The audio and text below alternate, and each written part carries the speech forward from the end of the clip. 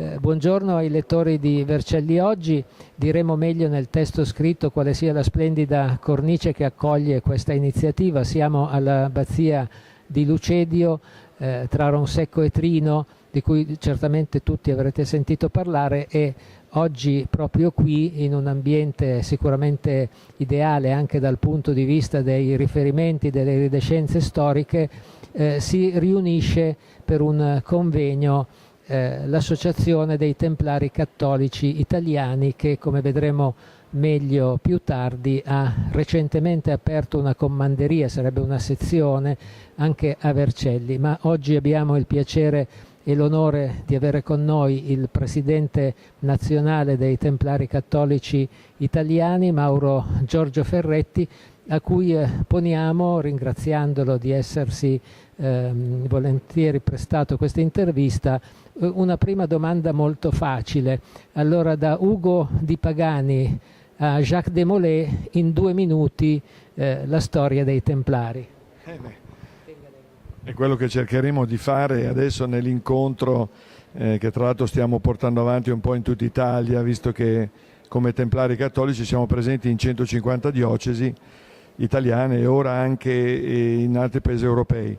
Evidentemente è difficile concentrare in pochissimo tempo 200 anni di storia, da Ugone dei Pagani a Jacques Desmoulins, cioè l'antico grande ordine monastico cavalleresco al quale noi ci ispiriamo. Chiaro che noi siamo laici, loro erano monaci, però riteniamo che sia importante non perdere i valori, gli ideali cavallereschi, cristiani, cattolici, apostolici romani che avevano questi antichi cavalieri.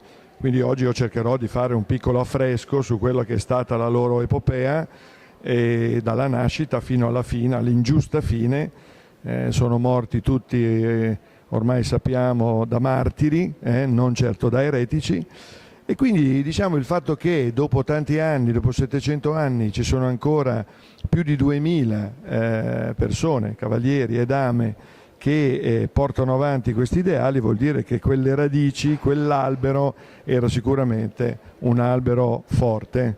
Non sono bastati tutti i poteri di allora per distruggerlo, e soprattutto la damnatio memoriae l'abbiamo sconfitta. Lei, io in questo momento stiamo sconfiggendo la damnatio memoriae. Grazie. Potrebbe sembrare pleonastico l'aggettivo cattolici per un'associazione che si richiama a un ordine monastico. C'è una ragione invece? Bravissimo, ottima domanda. La ragione è semplice, chiunque di noi va a cercare il nome templare oggi su internet, perché tanto questa è la nuova via di pellegrinaggio dove tutti siamo costretti ad andare, troverebbe un enorme numero di sigle, diciamo sia italiane che straniere, e tutte si rifanno al nome templari.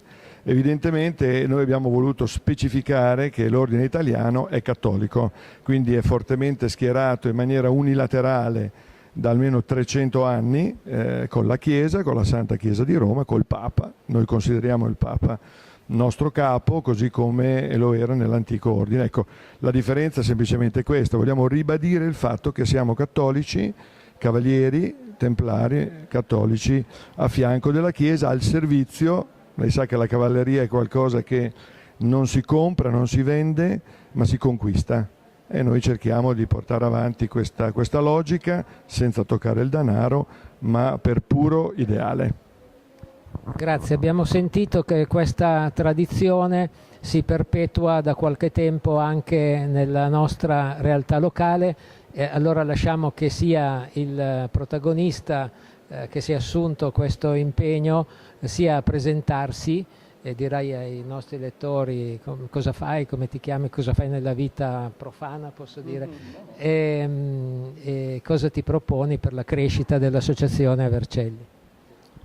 Grazie, io mi propongo, io mi chiamo Giorgio Vallalda, sono vercellese puro, quindi gioco in casa, e io mi propongo quello che mi viene insegnato, ovvero mi viene insegnato uno sviluppo più della mia interiorità, insomma, una via spirituale che al giorno d'oggi tralasciamo, ma che molti vercellesi poi alla fine rincorrono tra edifici a volte chiusi, a volte abbandonate. Il connubio tra templari e arte e tradizione, insomma, è più che mai vivo. I templari riaprono antichi edifici di culto ormai abbandonati. Speriamo che anche nel vercellese, insomma, la gente continua a essere sensibilizzata della presenza dei templari, della nuova commanderia. Speriamo di coinvolgere sempre più gente, speriamo di portare in chiesa sempre più persone e dare un volto tradizionale alla città, alla provincia, al territorio. Grazie. Chi vi vuole cercare può già farlo su Facebook, avete un profilo, cosa potremmo dire ai nostri lettori? Ecco, un sito che si chiama? Allora, tanto per un'assonanza con Vercelli Oggi, qui siamo templarioggi.it, è facile. Arrivederci ai nostri lettori, grazie, grazie.